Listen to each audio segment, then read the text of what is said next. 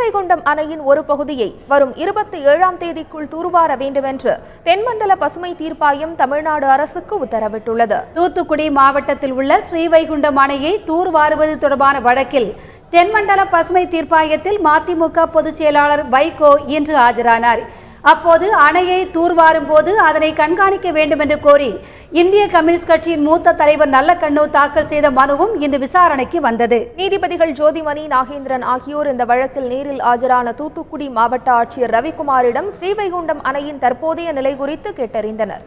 இதன்பின் அணையை தூர்வாருவதற்கு பதிலாக தமிழ்நாடு அரசு மணல் அள்ளுவதாக வைகோ மற்றும் நல்லக்கண்ணு தரப்பில் குற்றம் சாட்டப்பட்டது. இரு தரப்பு வாதங்களையும் கேட்ட நீதிபதிகள் ஸ்ரீவைகுண்டம் அணையின் ஒரு பகுதியில் தூர்வார வேண்டும் என்றும் தூர்வாரும் போது கிடைக்கும் மணலை சேமித்து வைக்க வேண்டும் என்றும் உத்தரவிட்டு விசாரணையை வரும் 27ஆம் தேதிக்கு ஒத்திவைத்தனர்.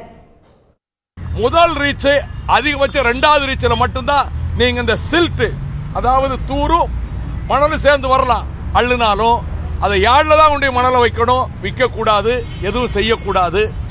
அதே நேரத்தில் மற்ற 5 ரீச்சில் எந்த வேலையும் இப்போ செய்யக்கூடாது என்று திட்டவட்டமாக தீர்ப்பாயம் கூறியதோடு இந்த மணல் எடுப்பது, மணலை விற்பது சமுதாயத்துக்கே கேடாக இருக்கிறது, மனச்சாட்சியோடு செயல்பட வேண்டும் என்றும் கூட நீதிபதி அவர்கள் அறிவுறுத்தினார்கள்.